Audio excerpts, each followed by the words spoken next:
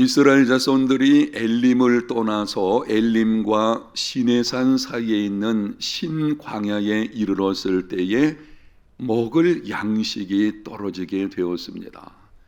애굽에서 나올 때에 급하게 나오너라 양식을 제대로 챙길 수가 없었고, 그래서 양식이 떨어지다 보니 온 회중이 모세와 아론을 원망을 했습니다.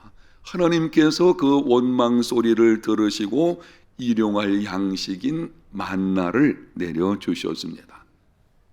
만나는 본래 음식 이름은 아닙니다.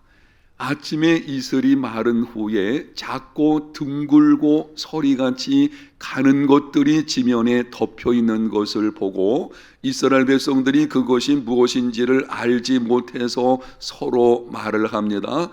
이것이 무엇이냐? 바로 그 말의 히브리어가 만후인데요, 여기서 만나라고 하는 말이 나오게 된 것입니다. 하나님께서 만나를 내려주신 사건을 통해서 우리에게 말씀하시는 교훈들이 참 많이 있습니다. 그 중에 오늘 새벽에는 3가지만 말씀을 드리게 될 것입니다. 광야의 삶에서 만나를 내려주신 하나님, 그 사건 속에서 우리가 깨닫게 되는 교훈이 무엇인지, 첫 번째는 썩을 양식보다 하나님을 우선하는 삶이 되라. 하나님이 주시는 것들, 썩을 양식 이렇게 표현했는데요, 이 썩을 양식도 하나님이 주시는 것들이기 때문에 소중한 것입니다. 먹는 것, 마시는 것, 입는 것, 건강 문제, 재정 문제 등 이 땅에 살아갈 때에 필요한 하나님이 주시는 것들 다 소중한 것이지만 그것은 썩을 것이고요. 우리는 그것보다는 우리 삶에 필요한 것이 분명하지만 광야의 삶을 살아갈 때에는 그것보다는 그것을 주시는 하나님을 우선하는 삶이 되어야 합니다. 먹을 양식이 없다고 원망하고 있는 자손들을 향해서 하나님께서 말씀하셨습니다. 12절을 보겠습니다. 내가 이스라엘 자손의 원망함을 들었노라. 그들에게 말하여 이르기를 너희가 해질 때에는 고기를 먹고 아침에는 떡으로 배부르리니 내가 여호와 너희의 하나님인 줄 알리라. 놀라운 말씀을 하고 있습니다. 메마르고 황량한 광야입니다. 아무리 둘러보아도 먹을 것을 찾아볼 수 없습니다. 더구나 이스라엘 자손의 수는 200만 명쯤 되었습니다. 그 많은 사람들의 양식을 어디서 구할 수가 있겠습니까? 그런데 말씀하시기를 너희가 저녁에는 고기를 먹고 아침에는 떡을 배부르게 먹으리라. 무에서 유를 창조하시는 하나님의 능력을 베풀어 주심으로 일용할 양식을 주시는 분이 하나님이심을, 하나님이 하나님 되심을 나타내 보이시겠다고 하는 것입니다. 말씀하신 대로 저녁에는 메추라기가 와서 진에 덮이고 아침에는 만나를 내려주셨습니다.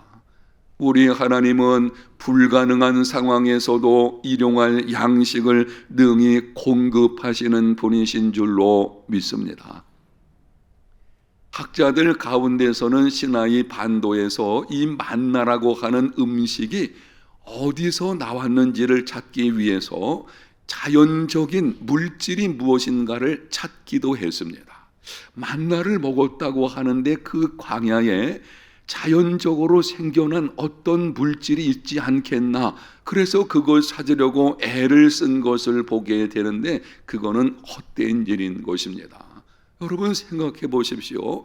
200만 명쯤 되는 사람들이 매일 40년 동안 양식을 얻는다. 광야에서 어떻게 그런 일이 있을 수가 있겠어요?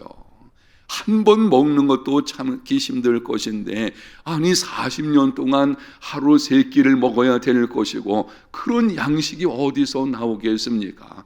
이것은 무에서 유를 창조하시는 하나님께서 당신의 능력을 나타내 보이심으로 하나님이 하나님 되심을 보여주시는 사건입니다. 그 하나님, 무에서 유를 창조하시는 하나님께서 우리에게 말씀을 하셨습니다. 너희는 먼저 그의 나라와 그의 의를 구하라. 그리하면 이 모든 것을 너희에게 어떻게 하시리라? 더하시리라. 무엇을 먹을까, 무엇을 마실까, 무엇을 입을까 염려하고 있는 자들에게 주님께서 말씀하시는 것입니다. 너희들이 그렇게 무엇을 먹고 마시고 입을까 염려할 필요가 없다고 하는 것이죠. 하나님이 어떤 분이신지를 이제는 알고 너희들의 삶에 우선순위가 있는데, 하나님을 우선순위로 삼는 하나님의 나라와 의를 구하게 되면 썩을 양식은 하나님께서 더하여 공급하시겠다는 것입니다. 썩을 양식이 소중하지만 하나님을 우선하는 삶이 되시기를 축복합니다. 우리가 오늘 새벽에 결단할 일이 있는데요, 하나님, 이제부터는 하나님이 주시는 것들이 아니라 하나님을 우선하는 삶을 살겠습니다. 아멘. 그게 우리의 믿음이 되어야 돼요. 많은 사람들이 하나님이 주시는 것들을 추구하려고 하다가 그게 중심이 돼가지고 하나님을 잃어버리는 경우들이 있어요. 주님께서 주시는 것들을 주님보다 우선하는 사람들의 모습을 보고 예수님께서 탄식하시며 하신 말씀이 있습니다. 요한복음 6장 27절, 썩을 양식을 위하여 일하지 말고 영생하도록 있는 양식을 위하여 하라. 이 양식은 인자가 너희에게 주리니 인자는 아버지 하나님께 인치신 자니라. 당시 많은 사람들이 예수님을 찾고 찾아서 따라오게 되었습니다. 그런데 예수님께서 하시는 말씀이 지금 너희들이 나를 따르는 목적이 잘못되었다고 하시는 것입니다. 너희들이 정말 나를 구하기, 나를 얻기 위해서 예수님 그분에게 관심을 갖는 것, 이것보다는 예수님을 통해서 무엇을 얻을까, 이게 우선순위가 되어버렸어요. 결국 그러다 보니 나중에 예수님께서 십자가 달려 돌아가시게 되니 더 이상 얻을 것이 없다 생각을 하고, 그래서 뒤돌아서 다 가버리게 된 것입니다.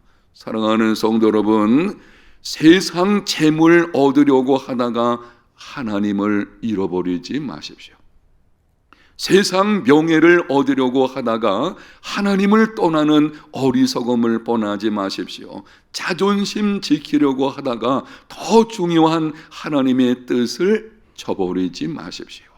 썩을 양식보다 하나님을 우선하는 삶이 다 되시기를 예수님 이름으로 축복합니다. 두 번째는 일용할 양식으로 자족할 줄 아는 삶이 되라. 16절 상반절을 보겠습니다.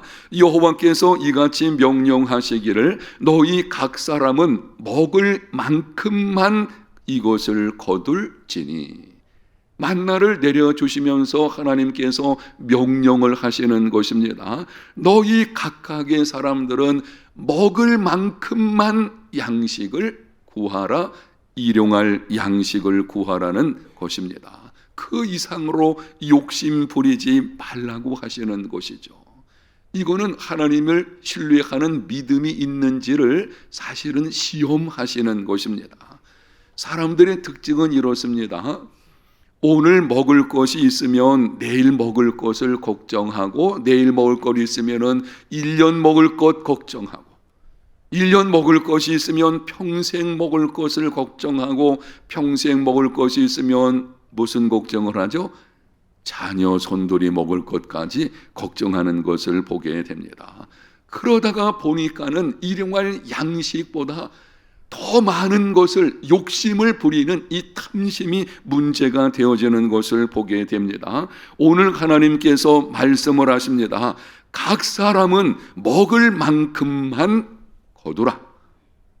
예수님께서도 우리에게 기도를 가르쳐 주실 때에 이렇게 기도하라고 하셨습니다.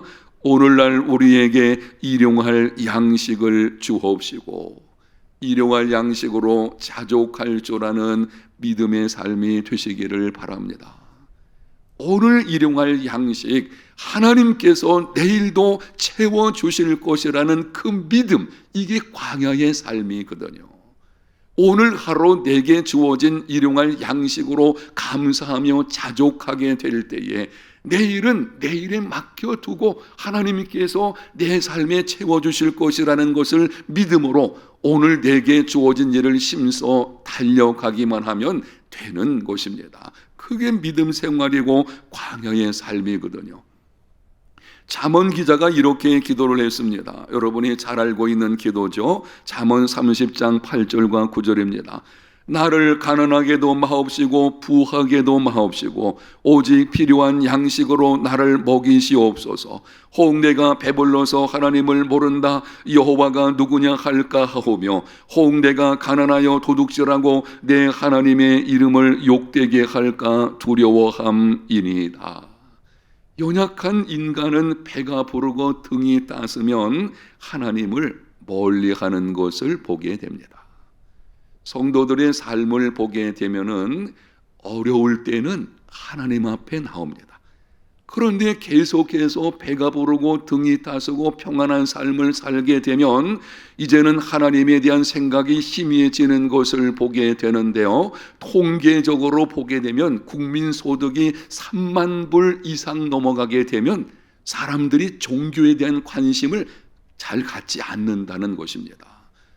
자기 스스로가 이제는 먹고 산다고 생각하는 것이죠. 더 이상 어떤 신적인 도움에 무관심한 일이 벌어지는 것이죠. 반대로 사람들 경우에 보게 되면은 너무 가난해서 배고픔을 당하면 불법을 행하기도 합니다.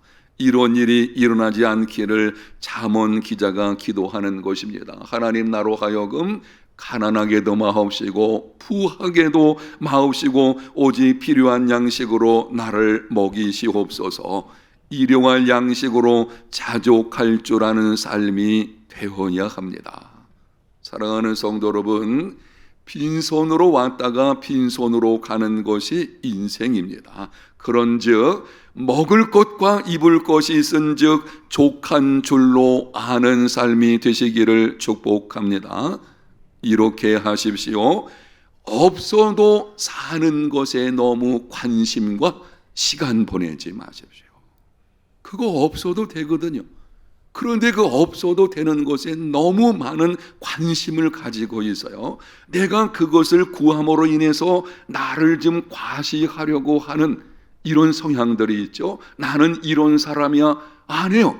내가 그거 가지고 있다 그래서 그게 뭔지는 여러분 아실 겁니다. 그게 내 가치를 결정하는 것이 아니죠.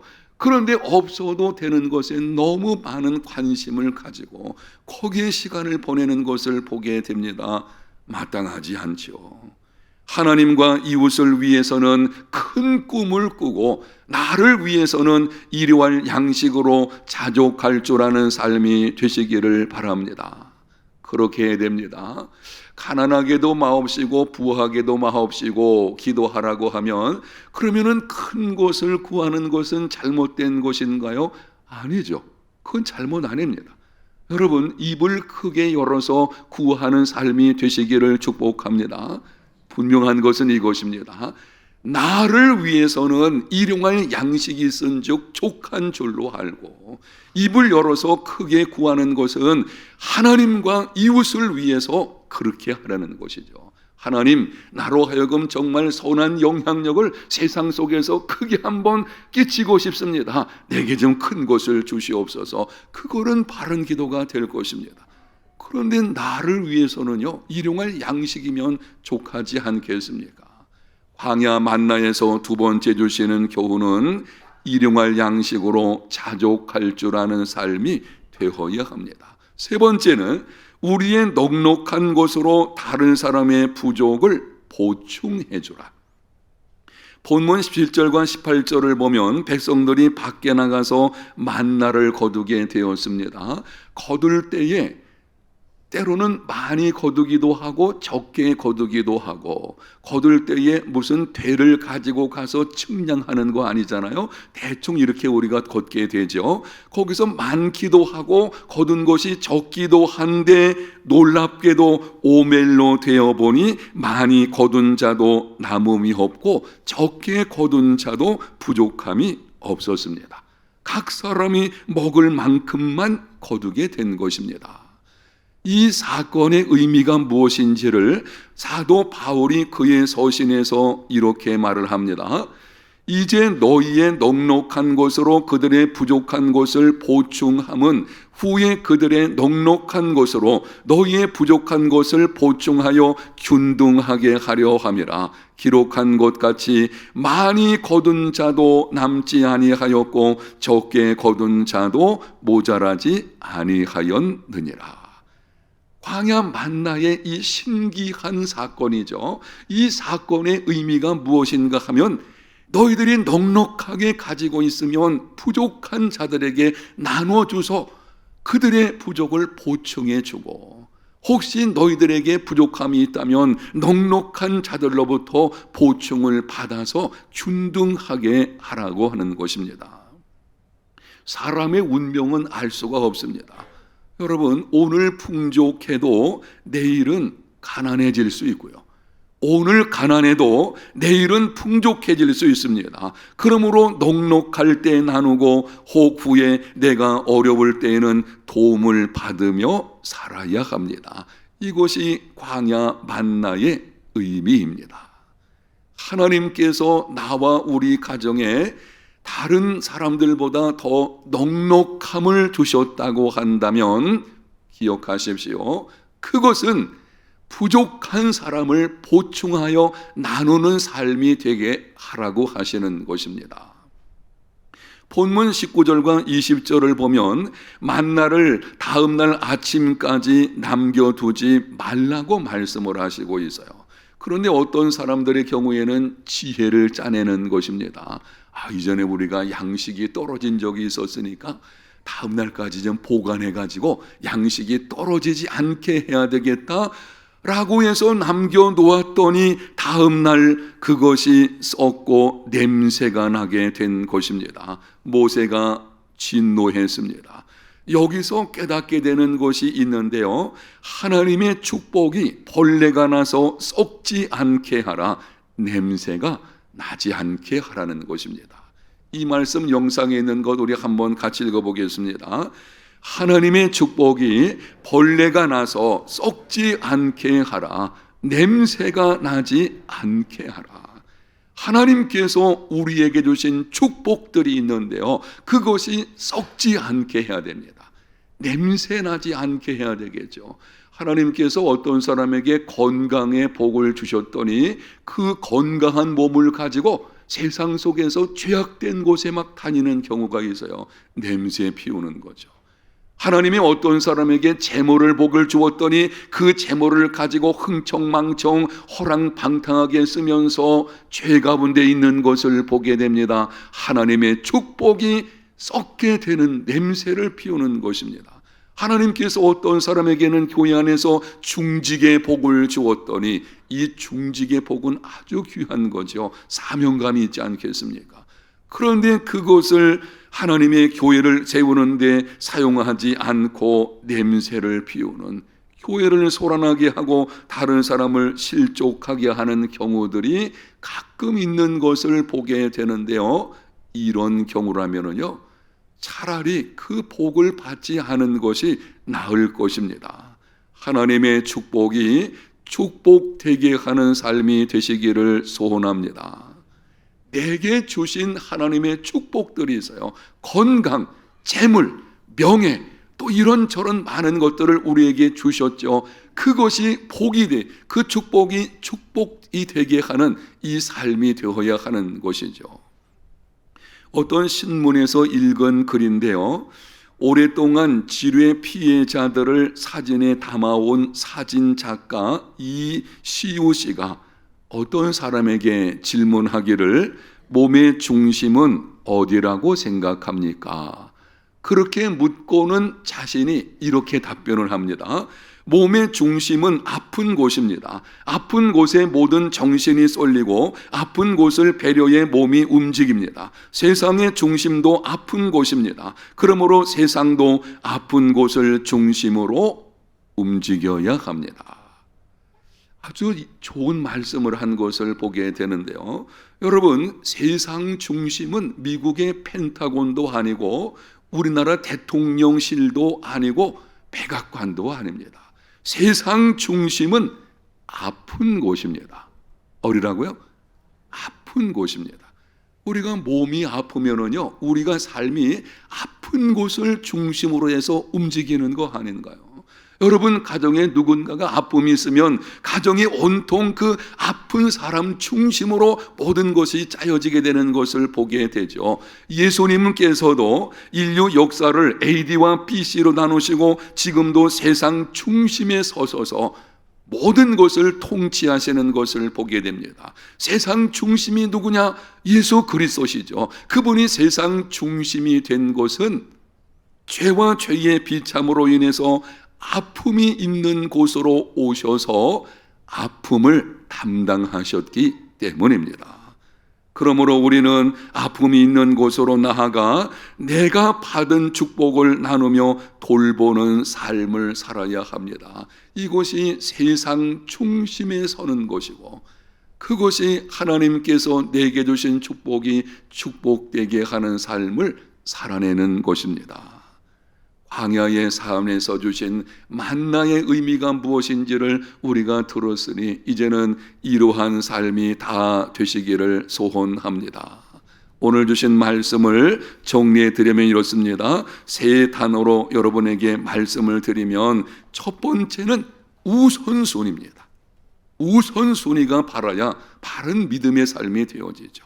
두 번째는 자족하는 삶입니다. 세 번째는 부족한 사람을 보충하는 삶, 이런 삶을 통해서 광야의 삶이 진정한 복이 되는 믿음의 걸음들이 다 되시기를 예수님 이름으로 축복합니다.